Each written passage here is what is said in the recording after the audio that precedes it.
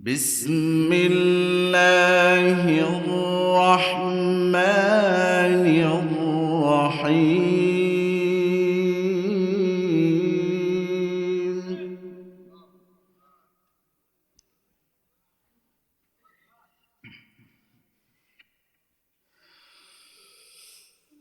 ومن الناس من يقول آمنا بالله وباليوم الآخر وما هم بمؤمنين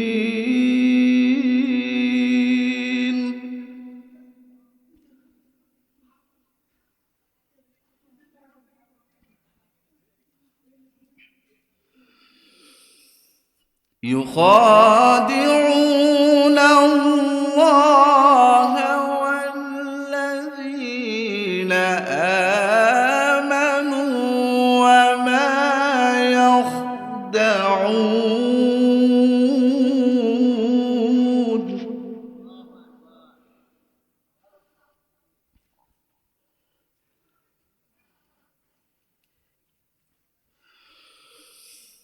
وما يخدعون إلا أنفسهم وما يشعرون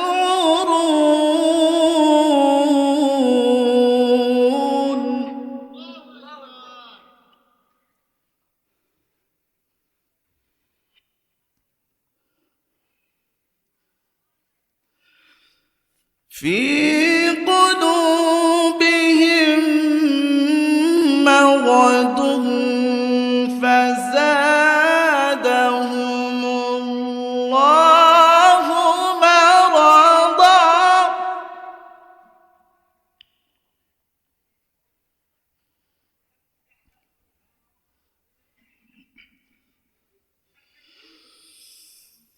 ولهم عذاب أليم بما كانوا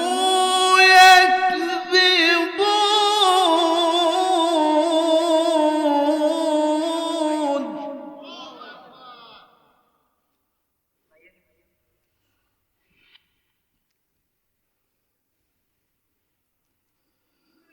وإذا قيل لهم لا تفسدوا في الأرض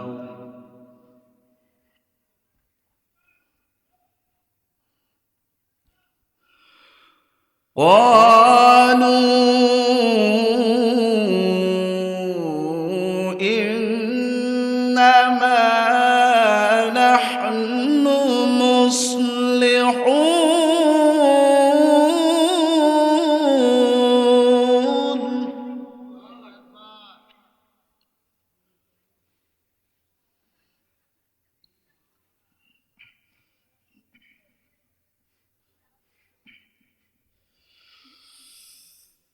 وإذا قيل لهم لا تفسدوا في الأرض قالوا إنما نحن مصلحون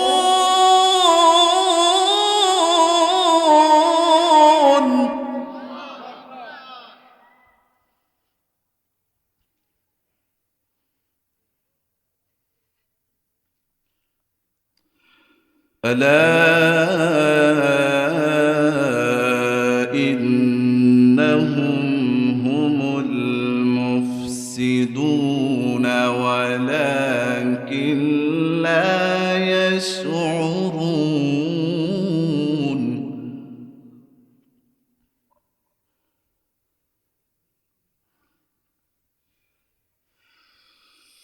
وإذا قيل لهم آمنوا كما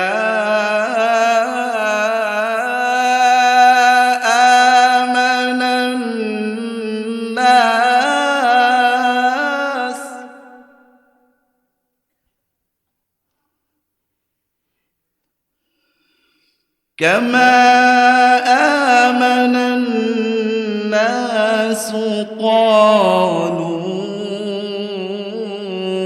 أنؤمن كما آمن السفهاء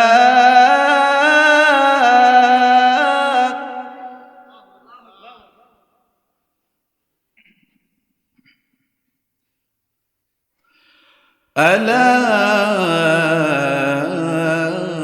إنهم هم السفهاء ولكن لا يعلمون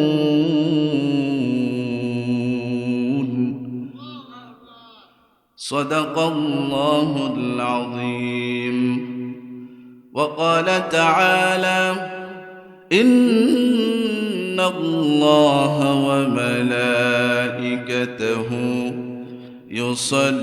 يصلون على النبي يا أيها الذين آمنوا صلوا عليه وسلموا تسليما اللهم صل على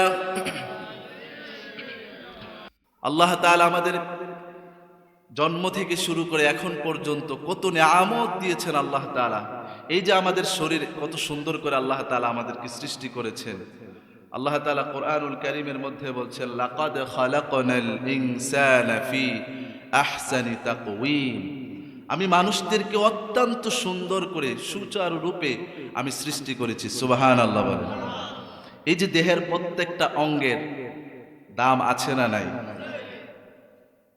আমার প্রিয় ভাইয়েরা, আজকে আমাদের এই দেহটা পরিপূর্ণ আছে বিধায় আমরা সেই দেহের পরিপূর্ণ অভাবটা আমরা বুঝতে পারি না। যার একটা চক্ষু নাই সে বুঝতে পারে তার চোখের যে কত মূল্যবান। যার একটা হাত নাই সে বুঝতে পারে তার হাতের যে কত মূল্যবান। যার একটা পা নাই সে বুঝতে পারে তার পায়ের যে কত মূল্যবান। সুবহানাল্লাহ বলে।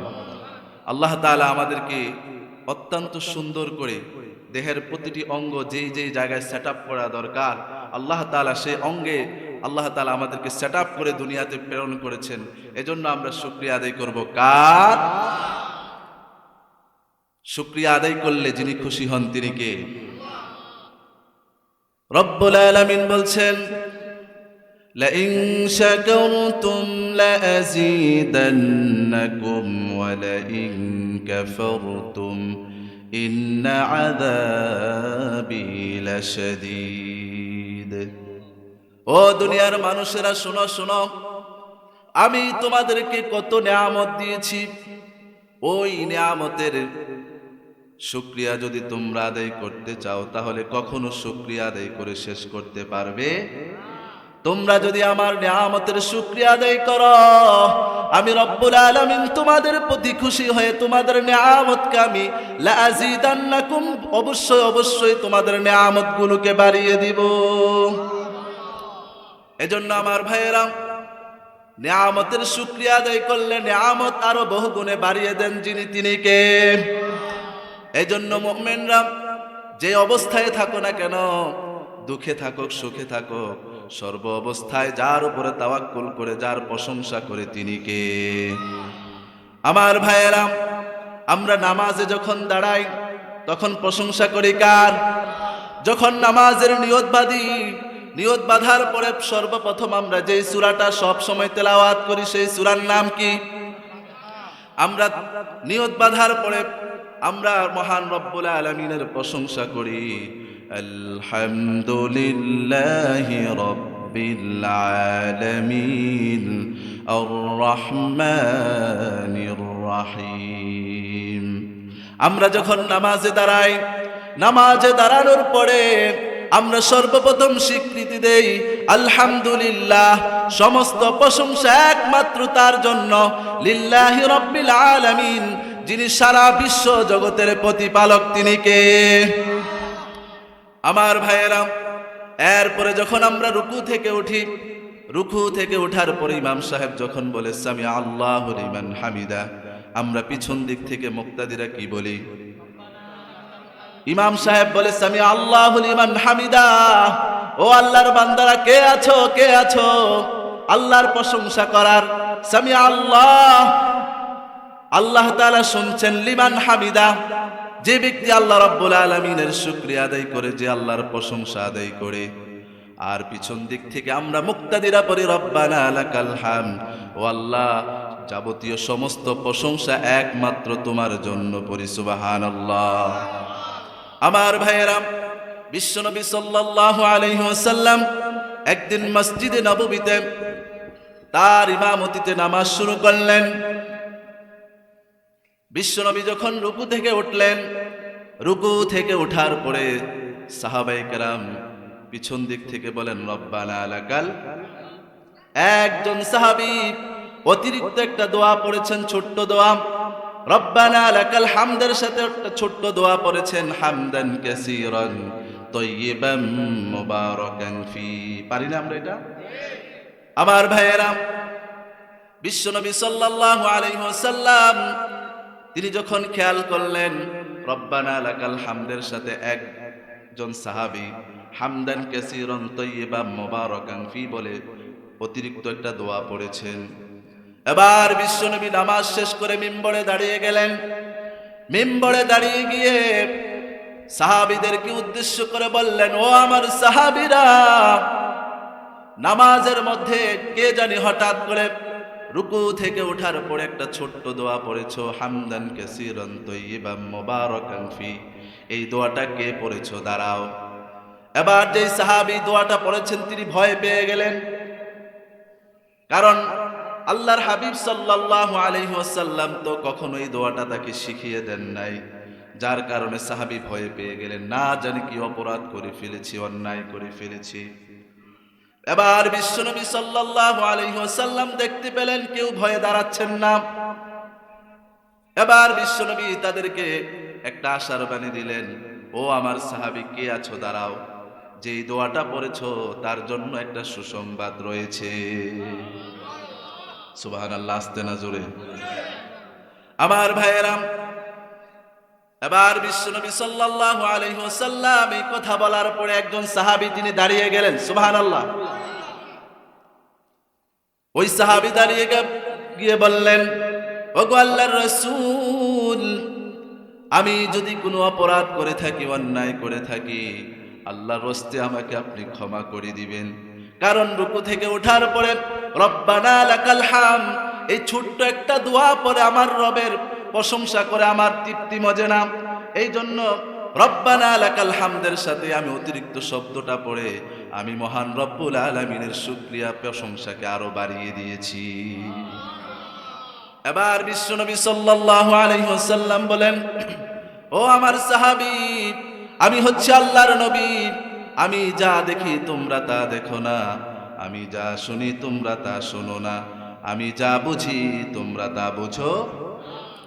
এবার বিশ্বনবী বললেন, ও আমার সাহাবী, তুমি যখন রুকু থেকে উঠার পরে হামদান কাসীরান তাইয়িবান মুবারাকান ফি এই শব্দটা পড়েছো, আমি আকাশের দিকে তাকিয়ে দেখলাম একজন নয়, দুইজন নয়, 30 জনের ফেরেশতার বেশি আল্লাহ রাব্বুল আলামিনের কাছে তোমার আমলনামায় নেক লেখার জন্য প্রতিযোগিতা করছে। এজন্য প্রশংসা করলে লাভ না লস? এজন্য আমরা সব সময় যার প্রশংসা করব তিনি কে? আল্লাহ তাআলা আমাদেরকে কত নিয়ামত দিয়েছেন। এই নিয়ামতের শুকরিয়া যদি কখনো কেউ গণনা করতে চায় তাহলে কি শেষ করতে পারবো? আমার প্রিয় ভাইয়েরা, আল্লাহ রাব্বুল আলামিন কোরআনুল কারীমের মধ্যে বলছেন, ওয়া ইন তাউদ্দু নি'মাতাল্লাহি লা তুহসুহা, ও আমার দুনিয়ার বান্দারা, তোমরা যদি আমার নিয়ামতকে যদি গুনতে গুনতে শুরু করো, গুনতে গুনতে যদি তোমার জীবনের শেষ হয়ে যায়, তারপরও আমার নিয়ামতকে তোমরা গুনে শেষ করতে পারবে না। কত নিয়ামত আল্লাহ তাআলা আমাদেরকে দিয়েছেন।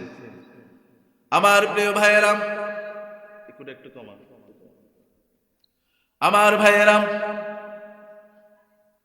আল্লাহ রাব্বুল আলামিন বলছেন, ও আমার দুনিয়ার বান্দারা, দুনিয়াতে তোমাদেরকে আমি কত নিয়ামত দিয়েছি, ওই নিয়ামত যদি তোমরা গুনতে শুরু করো, লিখতে শুরু করো, এই দুনিয়াতে যত পানি আছে, সাগর আছে, মহাসাগরের পানি আছে, সমস্ত পানি লিখতে লিখতে শেষ হয়ে যাবে।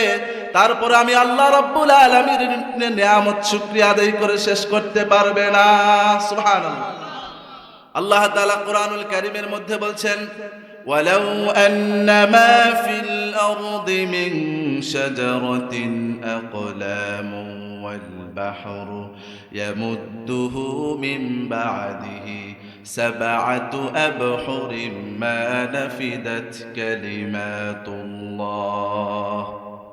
আল্লাহ তাআলা বলছেন, ও দুনিয়ার বান্দারা শোনো শোনো, আমি আল্লাহ রাব্বুল আলামিন তোমাদেরকে যেই নিয়ামত দিয়েছি, ওই নিয়ামতের প্রশংসা যদি সারা পৃথিবীর সমস্ত পানিগুলি যদি কালি বানাও, আর এই দুনিয়াতে যত গাছপালা আছে, গাছপালা কেটে কেটে যদি ওই গাছপালার ঢাল দিয়ে যদি তোমরা কলম বানাও, ওই কলম দিয়ে সারা পৃথিবীর সমস্ত কালি নামক সমুদ্রের পানিগুলো লিখতে লিখতে শেষ হয়ে যাবে, তারপরেও তোমরা আমি রব্বুল আলামিনের শুকরিয়া প্রশংসা আদায় করে শেষ করতে পারবে না।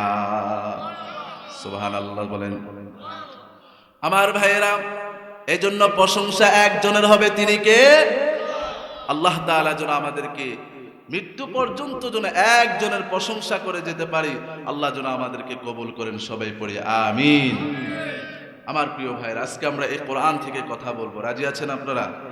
এই কোরআন কার? জবান খুলে বলেন কার? এই কোরআনের প্রত্যেকটি কথা যিনি লিপিবদ্ধ করে দিয়েছেন আরশ আজিম থেকে, তিনি কে? এজন্য এই কোরআন আমাদের প্রত্যেকের মানা দরকার, আছে না নাই? এজন্য আমরা এই কোরআন থেকে আজকে কথা বলবো, পড়ি ইনশাআল্লাহ। এই কোরআন এমন একটি কোরআন, যেই কোরআনের মধ্যে কোনো সন্দেহ আছে? এই কোরআনের প্রত্যেকটি কথা যিনি রব্বুল আলামিন এক এক করে আমাদের জন্য নাজিল করেছেন, তিনি কে? আমার প্রিয় ভাইরা, এই কোরআনটা হচ্ছে এমন একটা কোরআন, এই কোরআনের কোনো অক্ষর এই পৃথিবীর মধ্যে কেউ কি ভুল ধরতে পেরেছে? এই কিতাবের কোনো আয়াত, কোনো অক্ষরে কোনো সন্দেহ আছে? আল্লাহ তাআলা বলছেন, আলিফ লাম মিম যালিকাল কিতাবু লা রাইবা ফি। এটা এমন একটা কিতাব, যেই কিতাবের মধ্যে কোনো সন্দেহ। আমার ভাইয়েরা, এই কিতাবটা হচ্ছে এমন একটা কিতাব, যেই কিতাবকে আল্লাহ রাব্বুল আলামিন এই কোরআনের সাথে, এই কিতাবের সাথে যারা থাকবে, এই কোরআনের সাথে সাথে তাদের সম্মানকে বাড়িয়ে দিবেন। সুবহানাল্লাহ বলেন। আমার ভাইয়েরা, এই কিতাব এমন একটি সম্মানিত কিতাব, এই কোরআনকে যদি কেউ বুকে ধারণ করে, এই কোরআনকে যদি কেউ জীবনের পাথেয় হিসাবে গ্রহণ করে, তাহলে এই দুনিয়ার মধ্যে তাকে সম্মানিত যিনি করেন, তিনি কে? আমার ভাইয়েরা, একটা এক্সাম্পল দেই। ধরেন এই কোরআনটা একটা রেহালের মধ্যে, কাঠের রেহালের মধ্যে রাখলাম।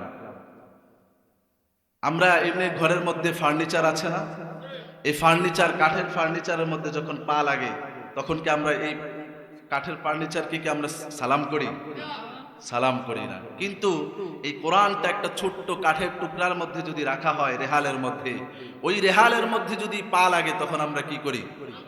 সালাম করি, তাকে সম্মান করি। কেন সম্মান করি? এটার সাথে কোরআন ছিল, এটার সাথে কোরআনের স্পর্শ লেগেছে, এই জন্য এটাকে আমরা সম্মান করি। আমার প্রিয় ভাইয়েরা, এই কোরআনটা এমন একটি কিতাব, যেই কিতাবটা অবতীর্ণ হয়েছে, যেই কিতাবটা যার উপরে নাজিল হয়েছে, তিনি হচ্ছেন আমার নবী, আপনার নবী, প্যারা নবী মুহাম্মদুর রাসূলুল্লাহ সাল্লাল্লাহু আলাইহি ওয়াসাল্লাম।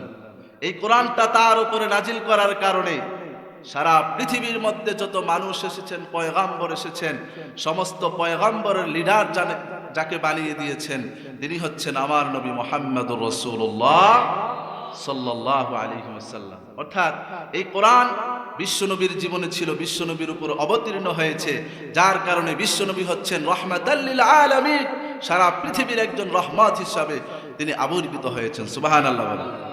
তাহলে বিশ্বনবীর এত সম্মান কেন? এই কোরআনের কারণে, ঠিক কিনা বলে? এরপরে এই কোরআনটা যেই মাসে অবতীর্ণ হয়েছে সেই মাসের নাম কি? রমাদান মাস। সর্বমোট মাসের সংখ্যা কয়টি?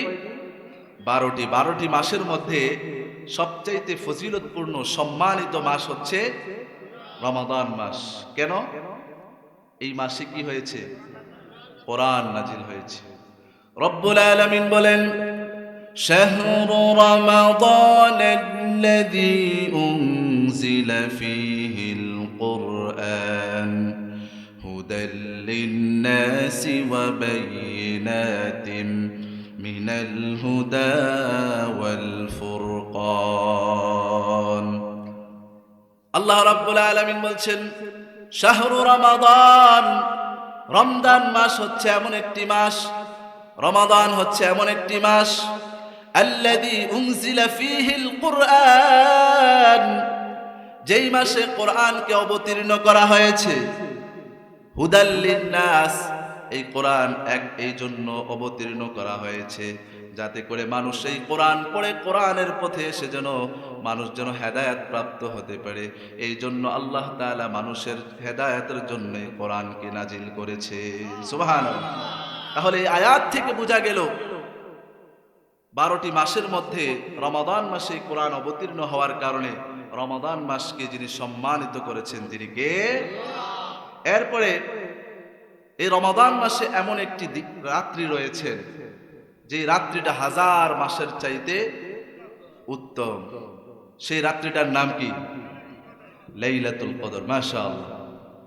এই লাইলাতুল কদরের রাত্রিতে এই কোরআন অবতীর্ণ হয়েছে। আল্লাহ তাআলা বলছেন, ইন্না আনজালনাহু ফি লাইলাতিল কদর ওয়া মা আদরাকা মা লাইলাতুল কদর লাইলাতুল কদরি খায়রুম মিন আলফি শাহর। আল্লাহ তাআলা এই মাসে এমন একটি রজনীতে কোরআন অবতীর্ণ করেছেন, সেই রাত্রিটার নাম হচ্ছে কদরের রাত। এই কদরের রাত এমন একটি রাত, লাইলাতুল কদরি খায়রুম মিন আলফি শাহর, যেই রাত্রিটা 1000 মাসের চাইতে উত্তম। সুবহানাল্লাহ। তাহলে বোঝা গেল এই রাত্রিটার এত দাম কেন, এত মূল্যবান কেন, এত সম্মান কেন, এত ফজিলত কেন? কারণ হচ্ছে এই মাসে কোরআন, এই রাত্রিতে কোরআন যিনি অবতীর্ণ করেছেন তিনি কে? আবার ভাইয়েরা, এরপরে হচ্ছে এই পৃথিবীর মধ্যে সবচাইতে আমরা যাকে সম্মান করি, নবী এবং সাহাবীদের, তাবিঈনদের পরে আমরা যাদেরকে সম্মান করি তারা হচ্ছেন আলেম ওলামারা। ঠিক কিনা বলেন? কারণ আলেমদের অন্তরের মধ্যে কোরআন আছে না নাই? আলেম ওলামাদের অন্তরের মধ্যে কোরআন আছে না নাই? আমার ভাইয়েরা, এই আলেমদেরকে আমরা এই জন্য সম্মান করি, আলেমদেরকে দেখলে আমরা এই জন্য শ্রদ্ধা করি, তাদের মধ্যে কোরআন রয়েছে। ঠিক কিনা বলেন? আমার ভাইয়েরা, এই জন্য কোরআনের সাথে যারা সম্পৃক্ত থাকবে, কোরআনের সংস্পর্শে যারা আসবে, আমরা তাদেরকে সম্মান করি। সুবহানাল্লাহ। অর্থাৎ এই কোরআনের পথে যারা আসবে, এই কোরআনকে যারা জীবনের বুকে ধারণ করবে, এই কোরআনকে যারা জীবনের পাথর হিসাবে গ্রহণ করবে, আমরা তাদেরকে সম্মান করি। আল্লাহ আরশ আজিম থেকে তাদেরকে সম্মানিত করে দেন। সুবহানাল্লাহ। এজন্য এই কোরআন এমন একটি কিতাব, যেই কিতাবকে এই দুনিয়া থেকে কেউ মিটিয়ে দিতে পারবে। আজকে দেখা যায় কোরআনকে দুনিয়া থেকে সরে রাখার জন্য, দুনিয়া থেকে শেষ করে দেওয়ার জন্য অনেক ইহুদি, খ্রিস্টান, কাফের, মুশরিকরা তারা এই কোরআনের কপিগুলোকে পুড়িয়ে শেষ করে দিচ্ছে। ঠিক কিনা বলেন? আমার ভাইয়েরা, আপনারা ইতিমধ্যে জেনেছেন গত 21 জানুয়ারিতে সুইডেনের স্টকহোম, সুইডেনের রাজধানী, সেখানে তুর্কি দূতাবাসের সামনে সেখানে একজন উগ্র রাজনীতিবিদ পুলিশি প্রটোকল নিয়ে সেখানে আমার কোরআনকে, আল্লাহর এই কোরআনকে, সারা পৃথিবীর 200 কোটি মুসলমানদের হৃদয়ের স্থান এই কোরআনকে তারা পুলিশি প্রটোকল দেখিয়ে তারা সেখানে কোরআনকে জ্বালিয়ে পুড়িয়ে দিচ্ছে। ঠিক কিনা বলেন? আমার ভাইয়েরা, এই কোরআনকে জ্বালিয়ে পুড়িয়ে দিয়ে শুধু কোরআনকে পুড়িয়ে দেয় নাই, সারা বিশ্বের 200 কোটি মুসলমানদের অন্তরকে জ্বালিয়ে দিয়েছে। ঠিক কিনা বলেন? সুতরাং আজকে আমরা প্রতিবাদ করতে চাই, আমরা মুসলমান হিসাবে সেটা কখনো গ্রহণ করব না। যারা এই কোরআনকে জ্বালিয়ে পুড়িয়ে শেষ করে দিতে চায়, আল্লাহর কাছে আমরা তা আল্লাহর কাছে আমরা তাদের ধ্বংস কামনা করছি, ঠিক কিনা বলেন? আমরা আজকে এই মাহফিল থেকে প্রতিবাদ করতে চাই, যারা এই কোরআনকে পুড়িয়ে দেওয়ার জন্য যারা ষড়যন্ত্র করেছেন, আমরা আজকে সুইডেনের প্রধানমন্ত্রীকে বলবো, ওই উগ্র রাজনীতিবিদকে তাকে প্রকাশ্যভাবে তাকে আইনিভাবে গ্রেফতার করে তাকে ষড়যন্ত্রমূলক শাস্তির ব্যবস্থা করতে হবে। আমার প্রিয় ভাইরা, না হলে সারা বিশ্বের 200 কোটি মুসলমান তারা কখনো থেমে থাকবে না, তারা মাঠে ময়দানে লিল্লাহি তাকবীর দিয়ে তারা স্লোগান দিতে থাকবে।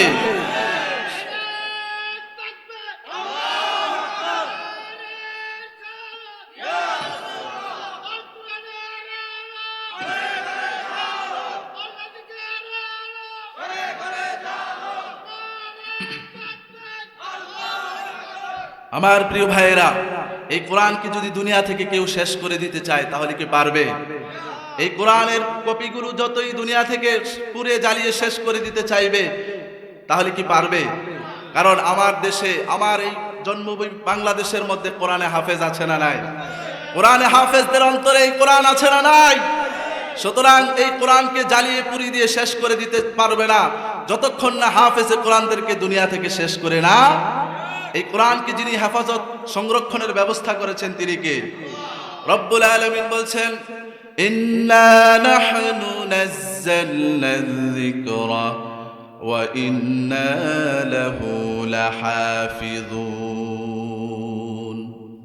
আল্লাহ রাব্বুল আলামিন বলছেন, আমি কোরআনকে অবতীর্ণ করেছি, শুধু এই কোরআনকে অবতীর্ণ করে আমি ক্ষান্ত থাকি নাই, এই কোরআনকে দুনিয়াতে প্রেরণ করে এই কোরআনের হেফাজতের দায় দায়িত্ব আমি আল্লাহ নিজেই নিয়েছি। সুতরাং এই কোরআনকে যদি এই দুনিয়া থেকে যদি কেউ শেষ করে দিতে চায় তাহলে কেউ পারবে? আমার ভাইয়েরা, একজন হিন্দু সঙ্গীত শিল্পী চমৎকার একটি সঙ্গীত গেয়েছেন, কলকাতার একজন হিন্দু সঙ্গীত নকুল কুমার দাস, নাম শুনেন নাই? তিনি চমৎকার একটি কোরআনকে নিয়ে তিনি সঙ্গীত গেয়েছেন। যদি আগুন লেগে যায় ধ্বংস হয়ে যায়, ধ্বংস হয়ে যায়, যদি আগুন লেগে যায় পড়ে যায় পৃথিবীর সব বইয়ের দোকান, বিশ্ব থেকে হারাবে না পবিত্র কোরআন, ঠিক কিনা? যদি আগুন লেগে যায়, এই কোরআনের প্রত্যেকটা কপিতে যদি আগুন লেগে যায়, আগুন দিয়ে যদি শেষ করে দেয় দুনিয়া থেকে, তারপরে কোরআন শেষ করে দিতে, কারণ সারা পৃথিবীর মধ্যে অসংখ্য অগণিত লক্ষ লক্ষ কোটি কোরআন হাফেজ আছে না নাই? সুতরাং এই কোরআনকে যারা নিভিয়ে দিতে চায় আল্লাহ তাদেরকে নিভিয়ে দিবেন, তারপরে কোরআনকে নিভিয়ে দিতে পারবে? রব্বুল আলামিন বলছেন, ইউরিদুনা লিইউতফিউ নূরাল্লাহি বিআফওয়াহিহিম ওয়াল্লাহু মুতিম্মু নূরিহি ওয়ালাউ কারিহাল কাফিরুন।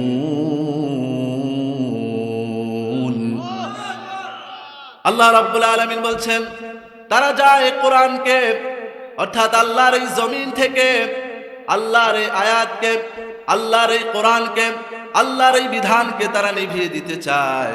আল্লাহ বলছেন, তারা যতই কোরআনকে নিভিয়ে দেওয়ার চেষ্টা করে না কেন, আমি সেইটাকে নিভিয়ে দিব না, উল্টা আমি তাদেরকে নিভিয়ে দিব, ঠিক কিনা বলেন? অর্থাৎ এই কোরআনকে যারা নিভিয়ে দিতে আসতে চায় তাদেরকে জীবনের জন্য নিভিয়ে দিবেন কে?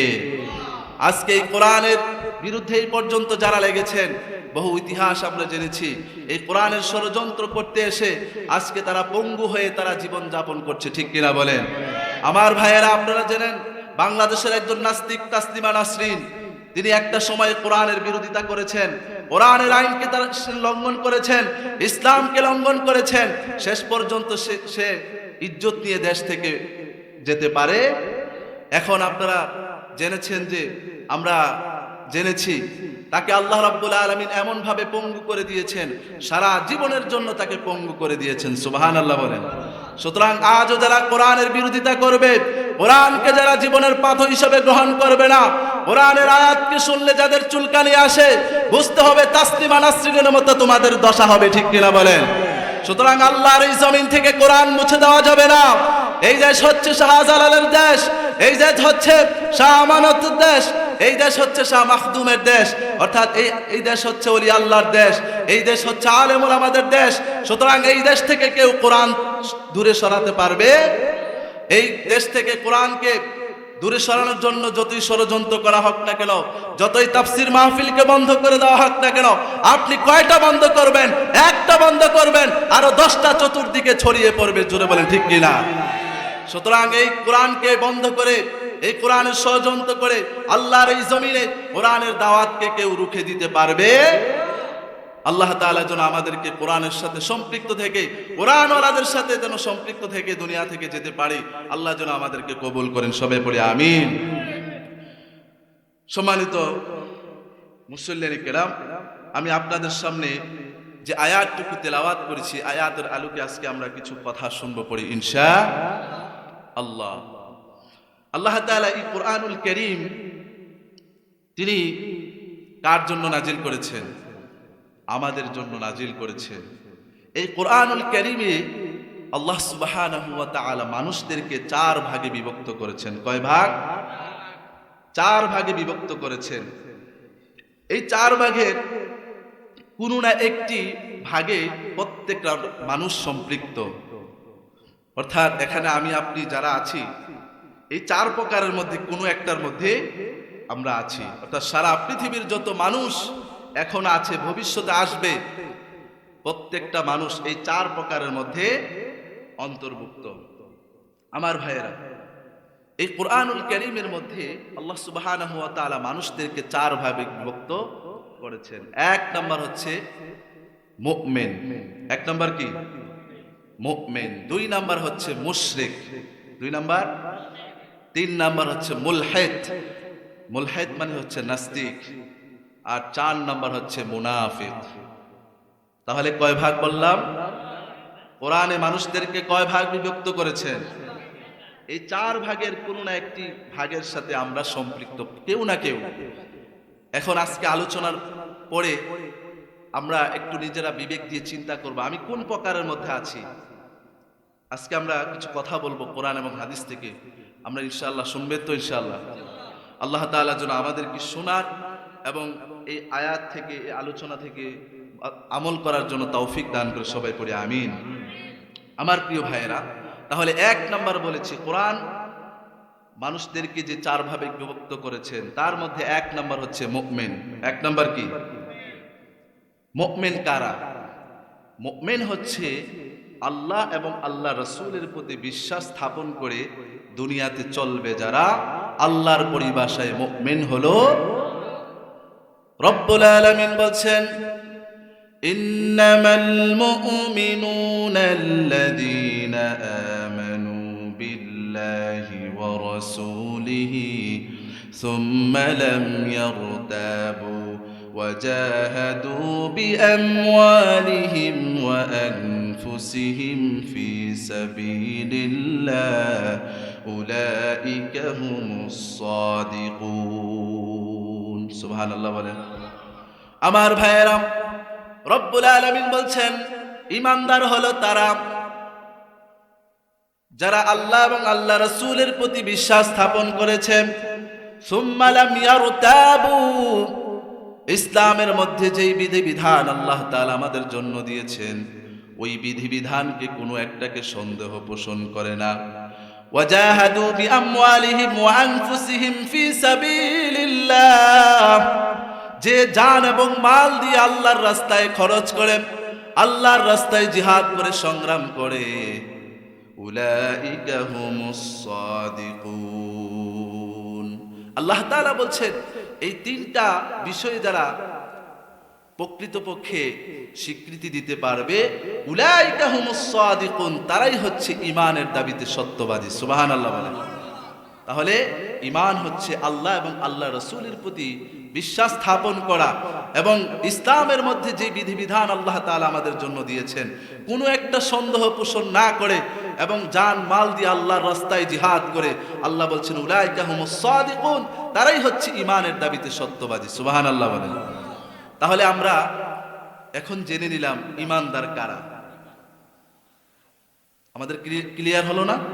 ঈমানদার হচ্ছে আল্লাহ এবং আল্লাহ রাসূলকে বিশ্বাস করবে যারা। এবার আসি এই ঈমানদার তাদের পরিণতি কি হবে, শেষ পরিণতি কি হবে, তাদের শেষ ঠিকানা কোথায় হবে? রব্বুল আলামিন বলছেন, ও দুনিয়ার মুসলমানরা শোনো, ইন্নাল্লাযীনা আমানু ওয়া আমিলুস সালিহাতি কানাত লাহুম জান্নাতুল ফিরদাউসি নুজুলা। কানাত লাহুম জান্নাতুল ফিরদাউসি নুজুলা, আল্লাহ রাব্বুল আলামিন তাদের জন্য জান্নাতুল ফিরদাউস বানিয়ে রেখেছে। সুবহানাল্লাহ। তাহলে ঈমানদারের শেষ ঠিকানা কোথায়? জান্নাতুল ফিরদাউস। আল্লাহ তাআলা বলছেন যারা ঈমান আনবে, ঈমান আনার পরে সে শুধু বসে থাকবে না, ঈমান আনার পরে সৎ কাজ করবে, ভালো কাজ করবে, আল্লাহ রাসূলের সুন্নাহ পদ্ধতিতে তার জীবন যাপন করবে, আল্লাহ রাসূলকে আনুগত্য করবে, এই সমস্ত ঈমানদার যারা হবে আল্লাহ রাব্বুল আলামিন বলছেন জান্নাতুল ফিরদাউসের মেহমান হবে তারা। সুবহানাল্লাহ বলেন। আমরা কি জান্নাতুল ফিরদাউসের মেহমান হতে চাই কি চাই না? আল্লাহ তাআলা যেন আমাদেরকে কবুল করে নিন। আমার প্রিয় ভাইয়েরা, তাহলে আল্লাহর কোরআনের পরিভাষায় আমরা সর্বপ্রথম জেনে নিলাম এক প্রকার হচ্ছে মুমিন। মুমিনের পরিচয় আমরা জেনে নিলাম, এবং মুমিনের শেষ ঠিকানা কোথায়? জান্নাত, জান্নাতুল ফিরদাউস। এরপরে 2 নাম্বার হচ্ছে মুশরিক। 2 নাম্বার কি? 2 নাম্বার হচ্ছে মুশরিক। মুশরিকের পরিচয় হচ্ছে যারা একত্ববাদের সাথে অন্য কাউকে ইবাদতে শরীক করে, তারাই হচ্ছে মুশরিক। ঠিক কিনা বলেন? অর্থাৎ আল্লাহর সাথে ইবাদতে যাকে শরীক করবে সে হবে যাবে মুশরিক। অর্থাৎ আল্লাহর ইবাদত এই পৃথিবীর মধ্যে একমাত্র যার ইবাদত আমরা করি তিনি কে? এই ইবাদতগুলো যদি আল্লাহর সাথে যদি দুনিয়ার কোনো মানুষকে যদি আমরা সম্পৃক্ত করি, তাহলে সেটা কি হয়ে যাবে? শিরিক হয়ে যাবে। আমার ভাইয়েরা, আজকে আমাদের সমাজে এমন কিছু মুসলমান আছে, তারা কথায় কথায় কাজে কাজে শিরিক করে থাকেন।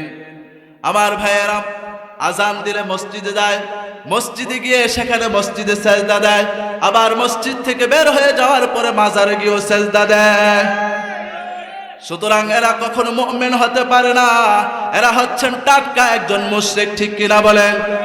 আল্লাহ রাব্বুল আলামিন বলছেন এই সমস্ত মুশরিকদের জন্য আল্লাহ তাআলা পরকালে শাস্তির ব্যবস্থা করেছেন। যারা এই দুনিয়াতে শিরিকের কাজ করবে, যারা এই দুনিয়াতে শিরিকের সার্টিফিকেট নিয়ে চলাফেরা করবে, আল্লাহ রাব্বুল আলামিন বলছেন আমি তার জীবনের সমস্ত গুনাহ নেক আমলগুলো বরবাদ করে দিব। নাউজুবিল্লাহ। আল্লাহ তাআলা বলছেন শিরিক হচ্ছে এমন একটি গুনাহ, যেই গুনাহকে আল্লাহ তাআলা তাওবা ছাড়া কখনো ক্ষমা করেন। রব্বুল আলামিন বলছেন ইন্নাল্লাহা লা ইয়াগফিরু আন ইউশরাকা বিহি ওয়া ইয়াগফিরু মা দুনা যালিকা লিমান ইয়াশা। আল্লাহ তাআলা বলছেন নিশ্চয় রব্বুল আলামিন শিরিকের গুনাহ কখনো ক্ষমা করেন না। যে ব্যক্তি শিরিকের গুনাহ করে থাকেন, এই শিরিকের গুনাহ আল্লাহ তাআলা কখনো ক্ষমা করেন না। শিরিকের গুনাহ ব্যতীত অন্যান্য সগীরা গুনাহ যদি কেউ করে থাকেন, সেটা আল্লাহ তাআলা ইচ্ছা করলে ক্ষমা করে দিতে পারেন, কিন্তু শিরিকের গুনাহ তাওবা ছাড়া কখনো ক্ষমা করেন। শিরিক হচ্ছে এমন একটা গুনাহ, গুনাহের মধ্যে সবচাইতে বড় গুনাহের নাম হচ্ছে শিরিক। এজন্য লুকমান হাকিম তার ছেলেকে বলছেন ইয়া বুনাইয়া লা তুশরিক বিল্লাহ, ও আমার কলিজার টুকরা সন্তান, দুনিয়াতে যা কিছু করো না কেন আমার আল্লাহর সাথে তুমি কখনো শিরিক করো না। কারণ শিরিক হচ্ছে এমন একটা গুনাহ, এমন একটা অপরাধ, ইন্নাশ শিরকা লাযুলমুন আযীম, নিশ্চয়ই শিরিক হচ্ছে একটি বড় অপরাধ। এই শিরিকের মতো বড় গুনাহ আর কোনো গুনাহ নাই। সুবহানাল্লাহ বলেন। অর্থাৎ শিরিক হচ্ছে এমন একটি গুনাহ, যেই গুনাহের সমতুল্য আর কোনো গুনাহ। সেই গুনাহ থেকে যদি আমরা বাঁচতে চাই, তাহলে আল্লাহর কাছে আমরা তওবা করে এই গুনাহ থেকে আল্লাহর কাছে পরিত্রাণ চাইতে হবে। আমার ভাইয়েরা, এই শিরিকের গুনাহ যদি আমরা করে যতই নামাজ পড়ি না কেন, রোজা রাখি না কেন, যদি শিরিকের সাথে যদি আমরা সম্পৃক্ত থাকি, তাহলে সারা জীবনের সমস্ত নেক আমলগুলো যিনি বরবাদ করে দিবেন তিনি কে? রব্বুল আলামিন বলছেন, লা ইন আশরাকতা লা ইয়াহবাতান্না আমালুকা ওয়া লা তাকুনান্না মিনাল খাসিরিন।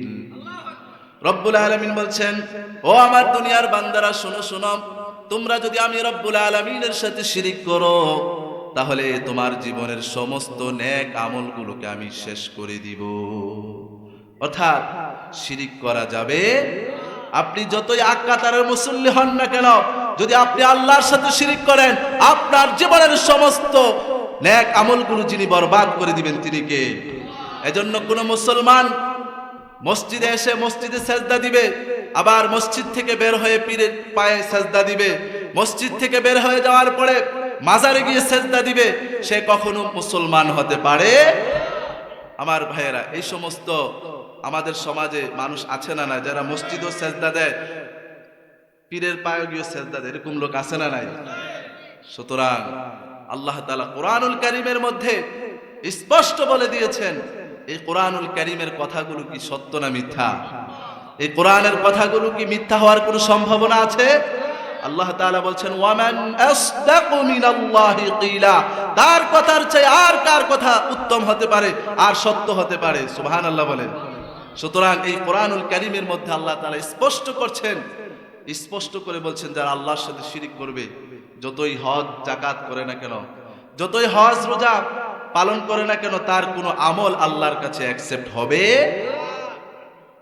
এরপরে রব্বুল আলামিন বলছেন, যারা দুনিয়াতে শিরিক করবে, যারা মুশরিক হয়ে যাবে, তাদের শেষ পরিণতি কোথায়?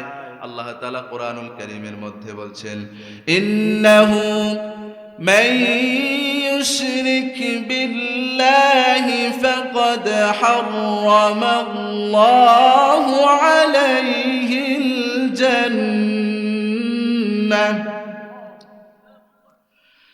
فقد حرم الله عليه الجنة ومأواهم النار।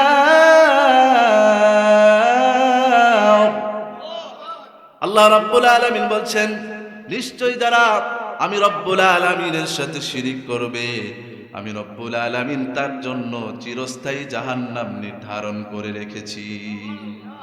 ফাকাদ হারামাল্লাহু আলাইহিল জান্নাহ, আল্লাহ রাব্বুল আলামিন বলছেন, আমি তার জন্য চিরস্থায়ী জান্নাতকে হারাম করে দিয়েছি। অর্থাৎ যারা শিরিক করবে, আল্লাহর সাথে মুশরিক হয়ে যাবে, তাদের ঠিকানা কোথায়? জাহান্নাম। তাহলে বোঝা গেল, ঈমানদারের শেষ ঠিকানা হচ্ছে জান্নাত, আর মুশরিকের শেষ ঠিকানা কোথায়? জাহান্নাম। তাহলে আল্লাহ তাআলা যেন আমাদেরকে শিরকি কাজ থেকে বেঁচে থাকার তৌফিক দান করে দেন। শিরকের যে সমস্ত কার্যাবলী রয়েছেন, যে বৈশিষ্ট্যগুলো রয়েছেন, এগুলো থেকে দূরে থেকে যেন আমরা যেন একজন প্রকৃত ঈমানদার, খালেস মুখলেস একজন আল্লাহ তাআলার যেন একজন ঈমানদার হিসেবে দুনিয়াতে বেঁচে থাকতে পারে। আল্লাহ যেন আমাদেরকে কবুল করে নেন। এরপরে কোরআনের পরিভাষায় মানুষের যে 3 নাম্বার যে প্রকার, সেটা হচ্ছে আল মুলহিদ। মুলহিদ মানে হচ্ছে নাস্তিক। যারা বলে যেই জিনিস দেখা যায় না সেটাকে আমরা বিশ্বাস করি না। তারা বলে যে আল্লাহকে তো দেখা যায় না, তো আল্লাহকে আমরা কেন বিশ্বাস করব? বলি নাউজুবিল্লাহ। সুতরাং যারা বলে যে দেয়ার ইজ নো গড, সুতরাং আল্লাহ বলতে কিচ্ছু নাই, অর্থাৎ যাকে দেখা যায় না তাকে আমরা বিশ্বাস করি না, তারা হচ্ছেন এই দুনিয়ার মধ্যে সবচাইতে পাক্কা নাস্তিক। ঠিক কিনা বলে? এরকম নাস্তিক মার্কা মুসলমান বাংলাদেশে আছে না নাই? তারা মনে করে যে এটা আলেম ওলামারা বললে কি হয়েছে, কারণ সেটা তো আমি প্রকাশ্য দেখি না। ঠিক কিনা বলেন? এরকম নাস্তিক মার্কা লোকদের ব্যাপারে আল্লাহ তাআলা কোরআনুল কারীমের মধ্যে বলছেন, আমি তাদেরকে বিবেক দিয়েছি, আমি তাদেরকে কলব দিয়েছি, আমি তাদেরকে অন্তর দিয়েছি, তাদেরকে আমি চক্ষু দিয়েছি, তাদেরকে আমি কান দিয়েছি। এগুলো জানার পরে, এগুলো দেওয়ার পরেও যারা আমি রব্বুল আলামিনকে চিনতে পারলো না, যারা আমি রব্বুল আলামিনকে যারা অস্বীকার করবে, আল্লাহ তাআলা তাদের ব্যাপারে বলছেন উলাইকা কাল আনআম, তারা মানুষ নয়, তারা হচ্ছে মানুষরূপী জানোয়ার। ঠিক কিনা বলেন? আল্লাহ তাআলা বলছেন উলাইকা কাল আনআম, তারা হচ্ছে চতুষ্পদ জানোয়ারের মতো। ঠিক কিনা বলেন? এরপর আল্লাহ তাআলা বলছেন শুধু তারা চতুষ্পদ জানোয়ার নয়, বাল হুম আদাল, তারা জানোয়ারের চাইতে নিকৃষ্ট। ঠিক কিনা বলেন? সুতরাং যারা বিবেক দেওয়ার পরেও, এই চক্ষু দিয়ে কোরআন দেখার পরে, আল্লাহর এই জমিন দেখার পরেও যারা আল্লাহকে বিশ্বাস করবে না, এরা হচ্ছে চতুষ্পদ জানোয়ারের চাইতে আরো নিকৃষ্ট। ঠিক কিনা বলেন? এই সমস্ত নাস্তিক মুরতাদের সাথে আমাদের কোনো সম্পর্ক, আল্লাহ তাআলা যেন আমাদেরকে নাস্তিক মুরতাদ থেকে যেন আমাদের দেশকে হেফাজত করে, সবাই পড়ি আমিন। তাহলে আমরা 3 নাম্বার পরিচয় জানলাম, নাস্তিক, যারা আল্লাহকে বিশ্বাস করে না, আল্লাহকে না দেখে তারা বিশ্বাস করে না, এই সমস্ত লোকদের সাথে আমাদের কোনো সম্পর্ক নাই। এরপরে 4 নাম্বার হচ্ছে আল মুনাফিক। মুনাফিক আমাদের সমাজে আছে না নাই? মুনাফিক কি বিদেশে না, আমাদের দেশেও আছে? আছে, প্রত্যেকটা এলাকায় মুনাফিক রয়েছে, খুব গুরুত্বপূর্ণ। আমরা আজকে কত মানুষ দেখা যায় নামাজ পড়ি, ভালো কাজ করি, কিন্তু কথায় কথায় আমরা এমন কিছু আমাদের আচরণের মাধ্যমে ফুটে ওঠে যেগুলো একজন ইমানদারের সাথে যায় না, এগুলো মুনাফিকদের কাজ। ঠিক কিনা বলেন? আমার ভাইয়ের, আজকে আমরা ইনশাআল্লাহ আমরা এক একটা করে যতটুকু পারা যায় সময়ের মধ্যে আমরা আলোচনা করব। এই মুনাফিক কারা, এই মুনাফিকদের বৈশিষ্ট্যগুলো কি, তাদেরকে আমরা কিভাবে চিনব, চেনা দরকার আছে না নাই? হতে পারে আপনার মধ্যেও সেই বৈশিষ্ট্য রয়েছে, আমার মধ্যেও সেই বৈশিষ্ট্যগুলো রয়েছে। আপনি না জানার কারণে আপনি কোন সময় মুনাফিক হয়ে যাচ্ছেন, আপনি নিফাক করে ফেলছেন, আপনি বলতে পারছেন না। কিন্তু আজকের আলোচনা শোনার পরে যদি আপনার ভিতরে সেই বৈশিষ্ট্যটা থাকে, তাহলে আমরা সেই বৈশিষ্ট্য থেকে দূরে সরে আমরা ঠিক পথে, একজন ইমানদারের পথে ফিরে আসার সম্ভাবনা আছে না নাই? এজন্য আমরা আমলের নিয়তে শুনবো, যাতে করে আমাদের ভুল ত্রুটি বুঝতে পেরে যেন আমরা যেন সঠিক পথে ফিরে আসতে পারি। আল্লাহ তাআলা যেন আমাদেরকে আমলের নিয়তে ইখলাসের সাথে কথাগুলো শোনার তৌফিক দান করে, সবাই পড়ি আমিন। তাহলে মুনাফিক হচ্ছে তারা, মুনাফিক কারা? এই দুনিয়াতে ইমানদারের ভেষ ধরে মুসলমানদের মানে পরিচয় লাগিয়ে, অর্থাৎ মুসলমানদের লেবাস ধারণ করে সমাজের মধ্যে যারা মুনাফিকি করে, সমাজের মানুষদের মধ্যে গিরিঙ্গি লাগায় যারা, মুনাফিক হচ্ছে তারা। ঠিক কিনা বলেন? অর্থাৎ আপনার মতো আমার মতো দেখতে, আপনার মতো দাড়ি টুপি পাঞ্জাবি এবং আপনার মতো পোশাক আশাকে ভেষ ধরে তারা যারা ইসলামকে এই জমিনে ক্ষতি করছে, তারাই হচ্ছে আল্লাহর পরিভাষায় মুনাফিক। ঠিক কিনা বলেন? সুতরাং আমাদের সমাজে, আমাদের দেশে এমন কিছু মুনাফিক মার্কা লোক রয়েছেন, তারা নিজেদেরকে মুসলমান দাবি করে, নিজেদেরকে ইমানদার দাবি করে, তলে তলে ইসলামকে 12টা বাজিয়ে ছাড়ে। ঠিক কিনা বলে? সুতরাং এই মুনাফিক হচ্ছে খুব ডেঞ্জারাস একটা জিনিস। সুতরাং এই মুনাফিক আপনি দেখলে আপনি তাকে চিনবেন না, কিন্তু তার আচার আচরণ দিয়ে আপনাকে চিনতে হবে। এজন্য এই মুনাফিক খুব ভয়ঙ্কর একটি জিনিস। আমার ভাইয়েরা, এই মুনাফিকদের ব্যাপারে আল্লাহ তাআলা কোরআনুল কারীমের মধ্যে বলছেন, যারা মুনাফিক অবস্থায় মৃত্যুবরণ করবে, আল্লাহ সুবহানাহু ওয়া তাআলা কাল কিয়ামতের কঠিন সময়ে যখন হিসাব নিকাশ শেষ হয়ে যাবে, এই মুনাফিক মার্কা লোকদেরকে জাহান্নামের উপরে নয়, জাহান্নামের একেবারে নিচের মধ্যে তাদেরকে স্থান দিবেন। নাউজুবিল্লাহ। আমার ভাইয়েরা, রব্বুল আলামিন বলছেন, ইন্নাল মুনাফিকিনা ফিদ দারকিল আসফালি মিনান নার, নিশ্চয়ই মুনাফিকরা জাহান্নামের একবারে অতল গহ্বরে বসবাস করবে। জাহান্নামের উপরও নয়, জাহান্নামের একেবারে নিচ তলার মধ্যে তারা বসবাস করবে। আমার ভাইয়েরা, এই পৃথিবীর মধ্যে আমরা যদি আপনাদেরকে প্রশ্ন করি কয়েকজন বড় বড় কাফের নাম বলেন, তখন আপনারা কি বলবেন? আবু জাহেল, আবু লাহাব, উতবা, সাইবা, তারা কাফেরদের মধ্যে লিডার ছিল কি ছিল না? তারা কাফের মধ্যে সবচেয়ে বড় কাফের ছিল। আল্লাহ রাব্বুল আলামিন তাদের ব্যাপারে বলে যান নাই যে এই কাফেররা জাহান্নামের একেবারে নিচে বসবাস করবেন, কিন্তু আল্লাহ সুবহানাহু ওয়া তাআলা মুনাফিকদের ব্যাপারে স্পষ্ট করে বলে দিয়েছেন, ইন্নাল মুনাফিকিনা ফিদ দারকিল আসফালি মিনান নার, তারা জাহান্নামের উপরও নয়, একবারে জাহান্নামের নিচে তারা বসবাস করবে। নাউজুবিল্লাহ। তাহলে বোঝা গেল এই মুনাফিক মার্কা লোক হচ্ছেন কাফেরের চাইতে আরো ডেঞ্জারাস, ঠিক কিনা বলেন? সুতরাং এই মুনাফিক মার্কা লোক হচ্ছে সমাজের মধ্যে ভয়ঙ্কর। এই মুনাফিক যেই সমাজের মধ্যে বসবাস করে, ওই মুনাফিক গুলো সমাজের 12টা বাজিয়ে ছাড়ে, ইসলামকে 12টা বাজিয়ে ছাড়ে। আমার ভাইয়েরা, এই মুনাফিক গুলো হচ্ছে করোনা ভাইরাসের চাইতে আরো বড় ডেঞ্জারাস ভাইরাস। আমার ভাইয়েরা, আপনারা কি কেউ শুনছেন এই যে বিগত করোনা ভাইরাসে আক্রান্ত হয়ে কেউ যদি মৃত্যুবরণ করে, কোন আলেম ওলামাদের মুখে কি শুনেছেন সে করোনা ভাইরাস হয়ে মারা গিয়েছে, সে জাহান্নামে যাবে? শুনছেন আপনারা?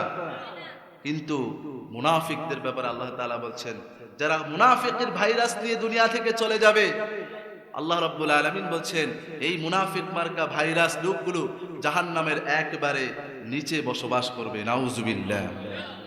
এজন্য এই মুনাফিকদের সাথে আমাদের কোনো সম্পর্ক। এখন প্রশ্ন হলো মুনাফিকগুলো আমরা পাবো কোথায়? এই মুনাফিকগুলো কোথায় থাকে? আমার ভাইয়েরা, এই মুনাফিকগুলো আপনার সাথে আমার আশেপাশেই থাকে। অর্থাৎ প্রত্যেকটা এলাকায় কিছু মুনাফিক মার্কা লোক রয়েছেন, যারা ইসলামকে সহ্য করতে পারে না, কোরআনকে সহ্য করতে পারে না, আলেম ওলামাদেরকে সহ্য করতে পারে না।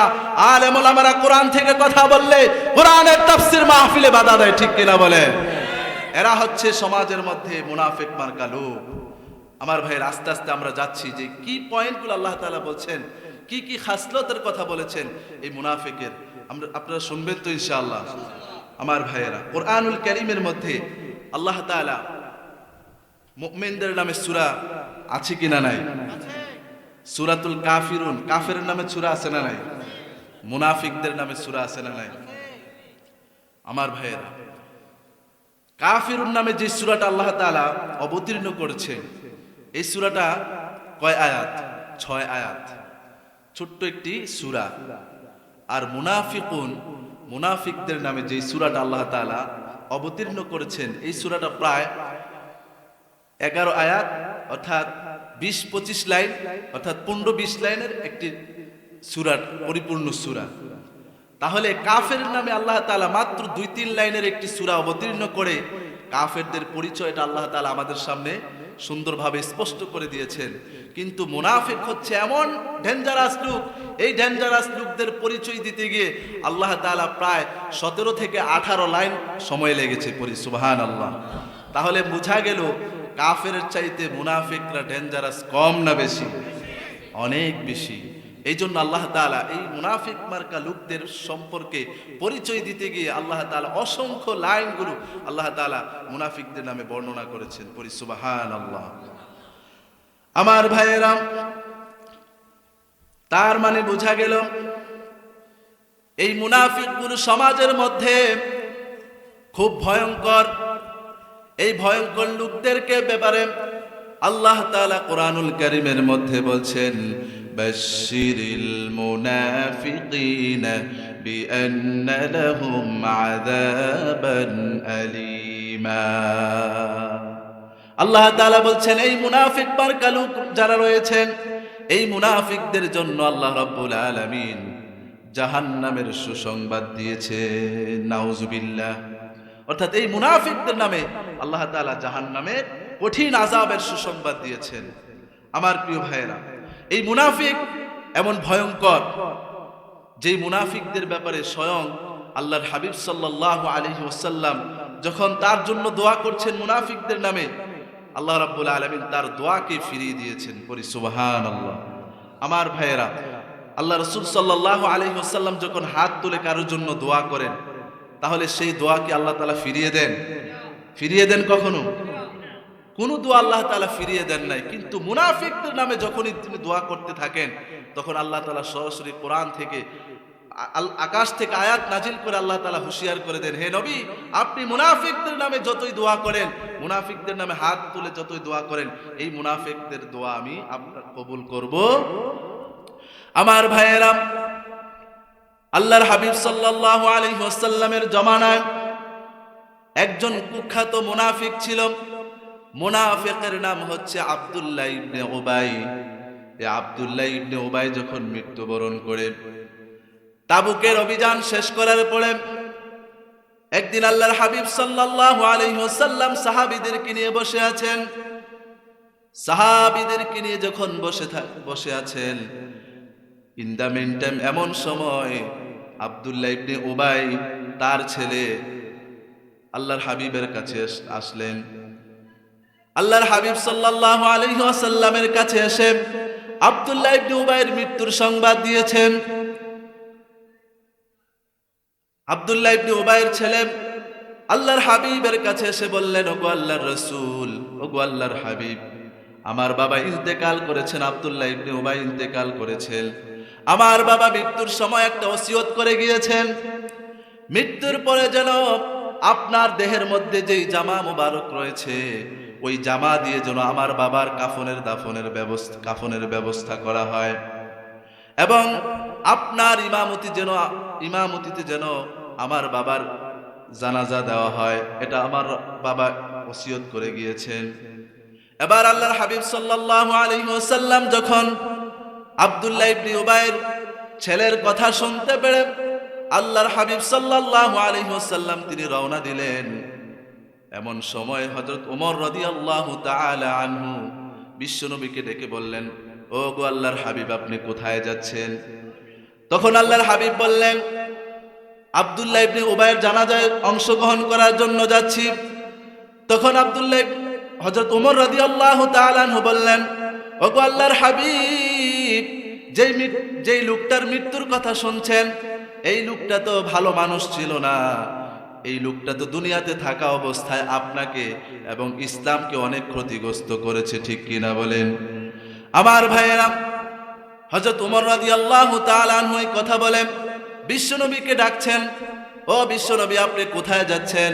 এটা তো মুনাফিক মার্কা লোক ছিল, সে তলে তলে ইসলামকে অনেক ক্ষতি করেছে, আপনি কেন তার জানাজায় অংশগ্রহণ করার জন্য যাচ্ছেন? তখন আল্লাহর হাবিব সাল্লাল্লাহু আলাইহি ওয়াসাল্লাম বলেন, খলিফাতুল মুসলিমিন, ও হযরত ওমর রাদিয়াল্লাহু তাআলা, আমাকে তো আল্লাহ তাআলা এখন পর্যন্ত নিষেধ করেন নাই জানাজায় যেতে, তুমি কেন নিষেধ করছো? এই কথা বলে আল্লাহর হাবিব সাল্লাল্লাহু আলাইহি ওয়াসাল্লাম রওনা দিলেন আব্দুল্লাহ ইবনে উবাইয়ের কাছে। এবার আব্দুল্লাহ ইবনে উবাইয়ের কাছে গিয়ে তার শরীর থেকে জামা মুবারক খুলে আব্দুল্লাহ ইবনে উবাইয়ের কাফনের ব্যবস্থা করলেন, কাফন বাঁধলেন। এরপরে যখন বিশ্বনবী সাল্লাল্লাহু আলাইহি ওয়াসাল্লাম আব্দুল্লাহ ইবনে উবাইয়ের জানাজায় অংশগ্রহণ করবেন, তার ইমামতিতে আব্দুল্লাহ ইবনে উবাইয়ের জানাজা দিবেন, ইন দ্য মেন টাইম এমন সময় আরশ আজিম থেকে জিবরাইলের মাধ্যমে আল্লাহ তাআলা কোরআনে আল্লাহ তাআলা আয়াত নাজিল করে বলেন, ইস্তাগফির লাহুম আও লা তাস্তাগফির লাহুম ওয়া ইন তাস্তাগফির লাহুম ৭০ মাররাতান ফালান ইয়াগফিরাল্লাহু লাহুম। সুবহানাল্লাহ বলেন।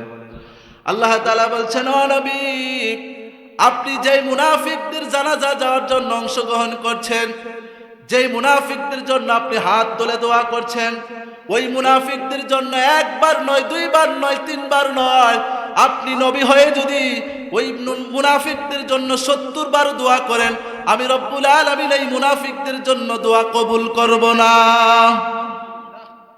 আল্লাহ রব্বুল আলামিন বলছেন, সারা জীবন কিয়ামত পর্যন্ত এই সমস্ত মুনাফিকদের জন্য যারা দোয়া করবে, আমি রব্বুল আলামিন তাদের দোয়াগুলোকে কবুল করব। তাহলে এই আয়াত থেকে বোঝা গেল মুনাফিক হচ্ছে এমন ডেঞ্জারাস লোক, এমন ভয়ঙ্কর লোক, যে মুনাফিকদের ব্যাপারে আল্লাহর হাবিব সাল্লাল্লাহু আলাইহি ওয়াসাল্লাম স্বয়ং নিজ হাতে যখন দোয়া করছেন, আল্লাহ রাব্বুল আলামিন আকাশ থেকে ওহী নাজিল করে তাকে নিষেধ করলেন, হে নবী, আপনি একবার নয়, দুইবার নয়, এই মুনাফিকের জন্য যদি আপনি 70 বারও দোয়া করেন, আমি রব্বুল আলামিন সেই দোয়া কি করব না, কবুল করব না। তাহলে বোঝা গেল মুনাফিকগুলো খুব ভয়ঙ্কর, ডেঞ্জারাস। এখন প্রশ্ন হলো, এই মুনাফিকগুলো আমরা চিনব কি করে? এই মুনাফিকদেরকে চিনা দরকার আছে না নাই? আমার ভাইয়েরা, এই মুনাফিকগুলো চিনতে হলে অবশ্যই আমাদেরকে সূরাতুল বাকারার প্রথম দিকে যে আয়াতগুলো রয়েছেন, আজকে আমি আপনাদের খুতবার শুরুতে যে আয়াতগুলো তিলাওয়াত করেছি, এখানে মুনাফিকদের কিছু বৈশিষ্ট্যের কথা বলা হয়েছে, যে এই কাজগুলো যারা করবে তারাই হচ্ছে আল্লাহর জমিনে মুনাফিক মার্কা লোক। ঠিক কিনা বলেন? আসলে আমরা এক একটা করে জানার চেষ্টা করি। আমার ভাইয়েরা, 1 নাম্বার মুনাফিকদের আলামত হচ্ছে, মুনাফিকদের বৈশিষ্ট্য হচ্ছে, মুনাফিক হলো তারা কথায় কথায় কথায় কথায় কথার মধ্যে মিল থাকে না যারা, অর্থাৎ কথার সাথে কাজের মিল থাকে না যারা, তারাই হচ্ছে মুনাফিক। ঠিক কিনা বলেন? আমাদের সমাজে এমন লোক আছে না, যে এক মুখে বলে একটা, অন্তরে বলে আরেকটা, অর্থাৎ যাদের কথায় কাজে মিল নাই তারা হচ্ছেন কি? মুনাফিক। আল্লাহ রাব্বুল আলামিন বলছেন, وَمِنَ النَّاسِ مَن يَقُولُ آمَنَّا بِاللَّهِ وَبِالْيَوْمِ الْآخِرِ وَمَا هُمْ بِمُؤْمِنِينَ। আল্লাহ তাআলা বলছেন, মানুষের মধ্যে এমন কিছু লোক রয়েছেন যারা মুখে বলে ঈমান এনেছি, ঈমান এনেছি, দুনিয়াতে তারা ঈমানদার বলে পরিচয় দেন, ঈমানদার বলে পরিচয় দেয়, কিন্তু আসলে তারা প্রকৃত ঈমানদার নয়। আল্লাহ তাআলা বলছেন, ওয়ামা হুম বিমুমিনিন, তারা মুখের কথার সাথে তাদের অন্তরের কোনো মিল নাই, এজন্য তারা প্রকৃত ঈমানদার নয়। আমার ভাইয়েরা, তারা মনে করে যে মুখে ঈমান এনেছে, এই কথা বললে আল্লাহ তাকে ছেড়ে দিবেন। এজন্য রব্বুল আলামিন বলছেন, আহাসিবান নাসু আন ইউতরাকু আন ইয়াকুলু আমান্না ওয়া হুম লা ইফতানুন। আল্লাহ তাআলা বলছেন, মানুষকে এই চিন্তা করে, ধারণা করে, আইয়ুতরাকু আইয়াকুলু আমান্না, তারা এই কথা বলবে আমরা ঈমান এনেছি, ঈমান এনেছি। এই কথা বললে তাদেরকে জাহান্নাম থেকে, অর্থাৎ তাদেরকে জাহান্নাম থেকে মুক্তি দেওয়া হবে এবং তাদেরকে ছেড়ে দেওয়া হবে। আল্লাহ তাআলা বলছেন, না না, যারা এই কথা বলে আমি ঈমান এনেছি, ঈমান এনেছি, এই কথা বললে ছেড়ে দিব না, অর্থাৎ ঈমানের দাবিতে কারা প্রকৃত সত্যবাদী সেটা যাচাই বাছাই করে আমি তাকে ঈমানের সার্টিফিকেট দিব। সুবহানাল্লাহ। অর্থাৎ যারা মুখে বলে একটা, অন্তরে করে আরেকটা, এই সমস্ত লোকদেরকে আল্লাহ তাআলা মুনাফিক হিসাবে চিহ্নিত করেছেন।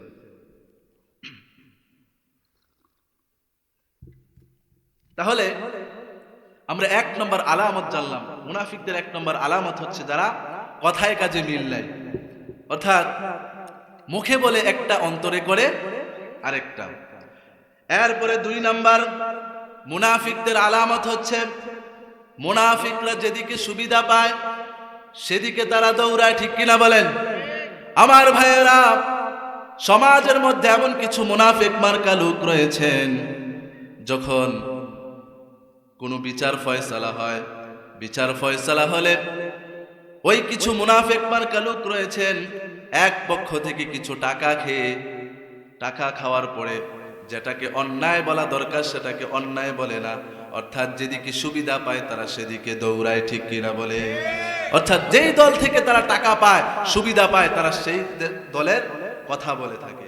আমাদের সমাজে এমন কিছু আছে না, সর্দার আছে না, যে তার, অর্থাৎ উভয়জন অপরাধ করেছেন, কিন্তু একদল যদি তার কোনো আত্মীয় হয়ে থাকে, অর্থাৎ তার কাছ থেকে কোনো সুবিধা পেয়ে থাকে, তখন বিচার যাই হোক ঘুরিয়ে ফিরিয়ে তার দিকে আসে। তাহলে বোঝা গেল সমাজের মধ্যে এমন কিছু লোক রয়েছেন যারা যেদিকে সুবিধা পায়, যেদিকে নিজের স্বার্থ পায় সেদিকে তারা দৌড়ায়। আল্লাহর কোরআনের ভাষায় তারা হচ্ছেন মুনাফিক। তারা কি?